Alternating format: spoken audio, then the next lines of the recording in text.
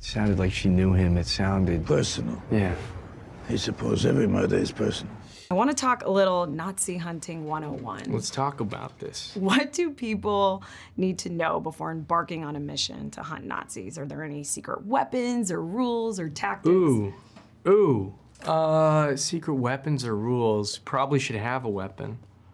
Probably should when you're hunting an old Nazi in 1977. Or not, because they're pretty old in this show at least. Like a real Nazi from that period of time. Rules, I don't know. My character's supposed to be the guy who doesn't know what the hell he's doing anyways. So I kind of just play that role in real life now too. Expect the unexpected. Oh, very good. Right. That's actually very perfect coming from this Agent Chaos. Exactly. You never know what to expect with me, so with Travis, I should say. Yeah, there you go. Oh, let's see. What's secret tools to hunting Nazis? I would say this is a very Millie answer. The lasso of truth. I don't think that's gonna help. Guns. Guns. You mean actually hunting Nazis, not You mean we're trying to tell our audience what to do, what they want to hunt Nazis? As your characters. Okay. Okay. Oh, well, consult with Sister Harriet first. Yeah, that's my rule.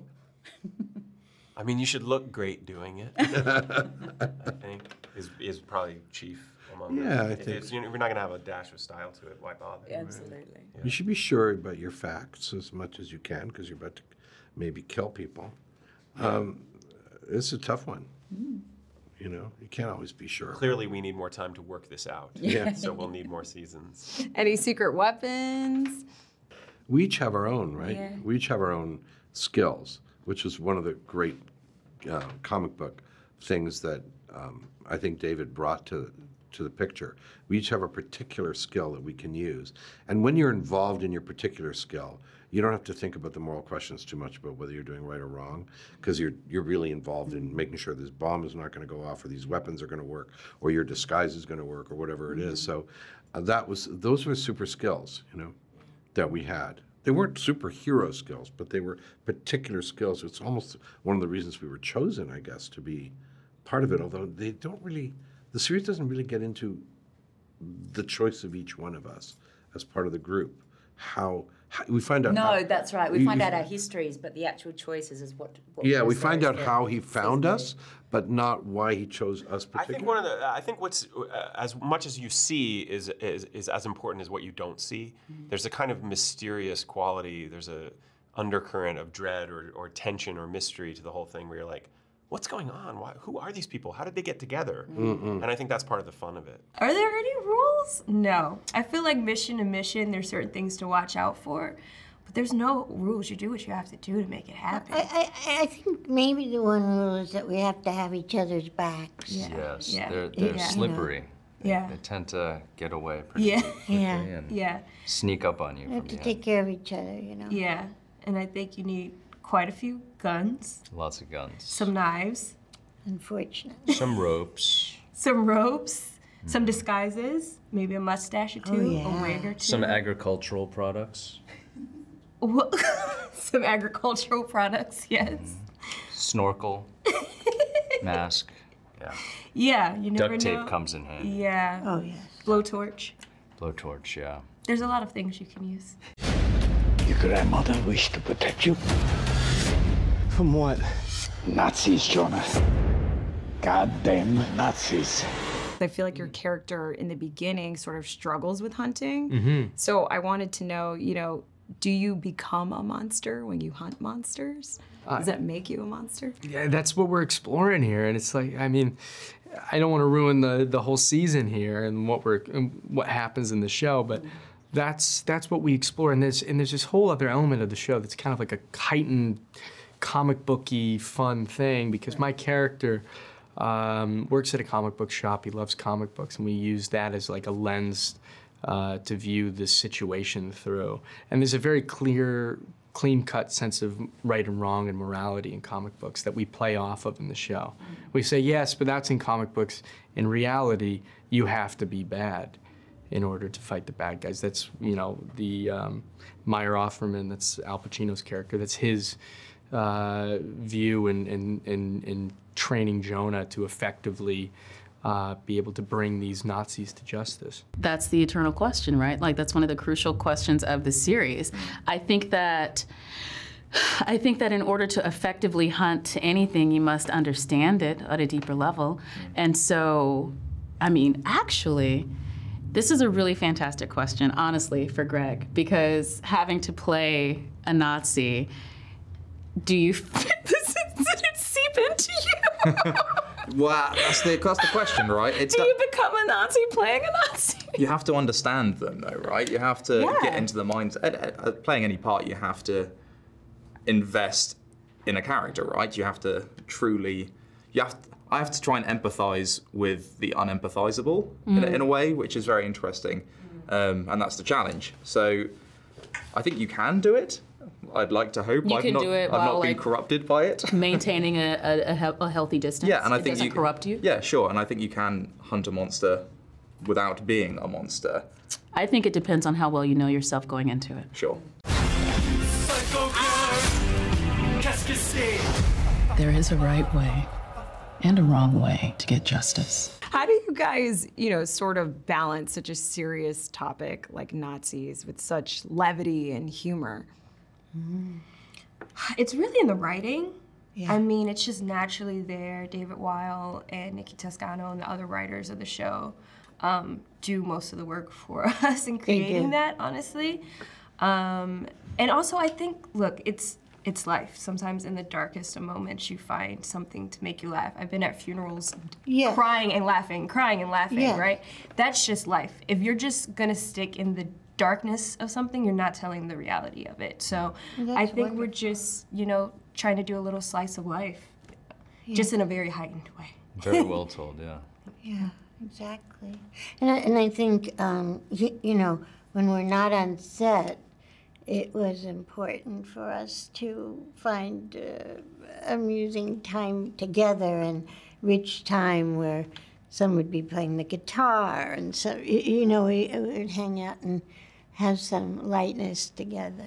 It's in the script. I mean, David Weil and all of the writers have done the most extraordinary job of making sure that we get in amongst all of the important but terrible history that we have to go into, that there are those breaths of fresh air as well. It just keeps the drive going as well, and you fall in love with the characters when they make you laugh. You fall in love with them and you feel more for them. So you not just us. I remember being.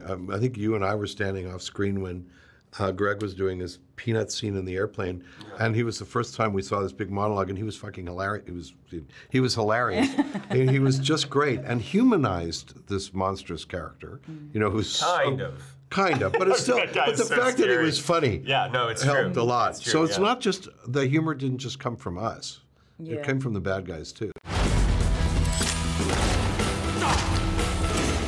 What was it like working with Al Pacino? It was really cool. It was really, really cool to work with Al. He's just so dedicated and hardworking, and he loves to rehearse like I do, and he's just sweet and kind and generous, and I think when you're working with an icon like Al, they create the air in the room, and he puts everyone at ease. He's a really disarming presence, and just makes for a really good time. But I have so much love and respect for him.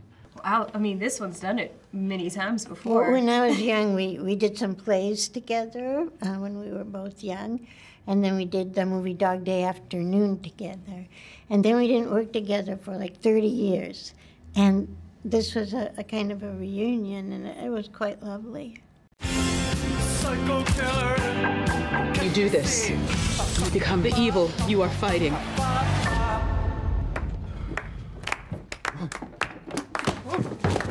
What initially attracted you to this project? I'd say the initial elements that attracted me to this show were Jordan Peele and Alfonso Gomez-Rejon, who's a fantastic director who directed the pilot. Yeah. He did like Me, Earl, and the Dying Girl, and a bunch of really good projects, The Current War recently. And I really wanted to work with him. And then I read the script and saw that there were great writers here, Nikki and David, the showrunners of the series, and a great character. And it was just about kind of assessing whether or not I felt like I was the right person to play this role, and it took a minute, and I realized I figured out what I can do here, and I was just really attracted to all those elements, but I realized that the question at the center of the series was something that I thought was worth exploring for a series for multiple seasons, which is, you know, does it take evil to fight evil? You have to become a bad guy in order to fight the bad guys effectively.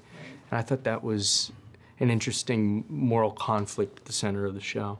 It was exactly the role I'd been looking for. I'm so used to playing roles very close to me as a person. English, posh, boy next door, princely sort of roles, just that awkward and Princely. Well, it's the accent. That's more the accent than anything else. Sounds better when you say it. So I'm so used to doing that, being awkward and all that sort of stuff, which is just me. So seeing a role that was about as far away from myself as I could possibly get was exactly what I wanted, something to push myself and really something to play around with. I'm trying to save the world. There's a lot more where this came from.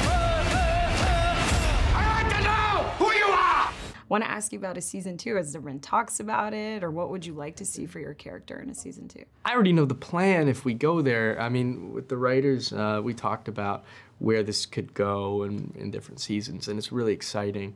But I don't know anything. I'm just the actor. I have no idea if there's a season 2 yet. Just watch it, please, and hopefully you like it, audiences, and we'll be able to make a season 2, hopefully.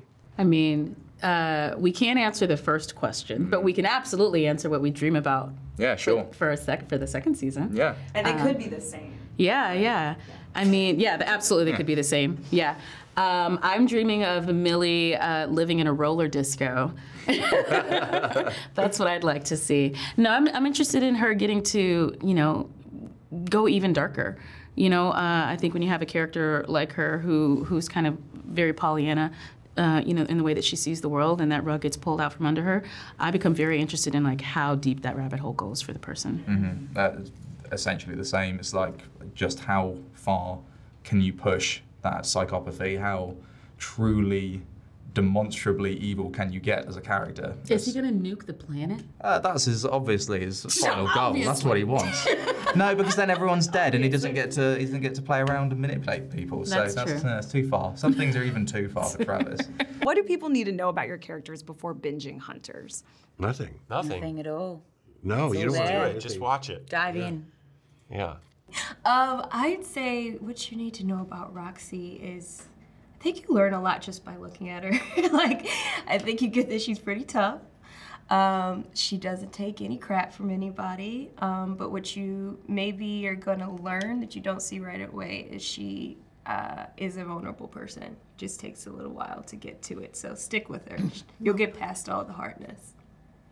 Yeah, I think you could say the same about Joe. Joe has an extra hard shell. You could say like a turtle, but I think as you go along, you'll start to see why he kind of guards himself. I don't want to give away too much, but yeah. I think in terms of Mindy and Murray, you might not want to write us off as being who we look like we are. That's right. It's more complicated than you think. Run, run, run, run, run, run.